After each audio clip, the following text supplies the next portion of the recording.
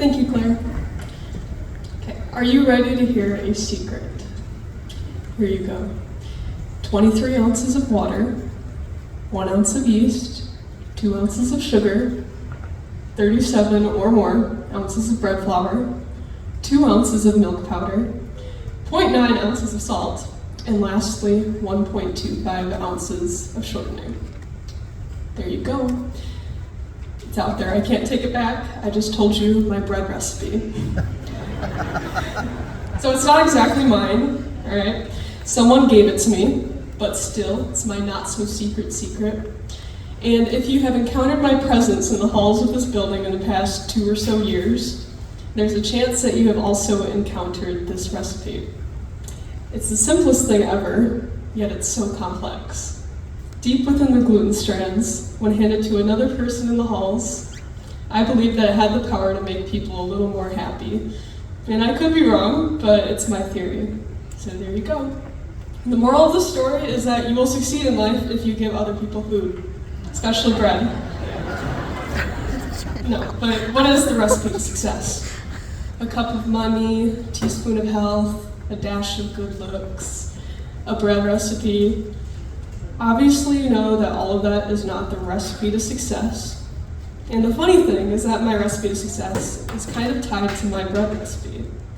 So I'm going to use bread to explain success. The most important part of this recipe is the chemistry of it. That's what makes bread making so fun, the chemistry of it. I could go on for a long time about that, but I won't put you through that. And the chemistry of success, though, if we connect it to bread, is what gives us such a beautiful product. It's the flour, water, salt, yeast, and thyme. Now the flour is obvious. It has all this protein called gluten that allows for a beautifully chewy bread. It makes it taste good. It gives it some structure. So we need flour in our lives. We don't want to be dense. You can't succeed if you're dense. And I don't mean stupid, I mean foolish. We need God's wisdom in our lives to not be dense and to succeed in life. And we need to be hydrated and to grow. We can't just be lumps of flour. We need spiritual H2O. And to succeed, we need God's words to uplift us and show us how to live. So you can't be dry and be successful. And we need yeast as well. We need to be uplifted and leavened, if you will, by knowing that no matter what, we have God. This is the air that makes us grow. It fills the gaps in between our gluten strands. And we need to be salty.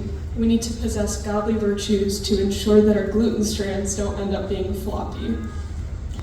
And then there's thyme. That's the best ingredient. It makes all of these components come together. It causes flavors to be more prominent, and therefore, it's okay to need time to be successful. Because when we wake up tomorrow with a diploma, chances are things will be very similar to today. And it's okay to be you at this moment. Time will change you, but you must be happy with yourself in this moment. And not just happy, but content. You must care about you enough too to become content with yourself as well. But we can't do that on our own. We will fail, but we should also know that God is gracious and He gives us time to make us better. Now, simultaneously, we must be grateful for the time we are given, because sometimes God does not give this time to us, but the grace still remains. So with all of these things, worldly success is not the product. True success is God's peace. It is living the way He intended us to, not being perfect, but using His ingredients to make us into beautiful, fluffy dinner rolls, or something like that.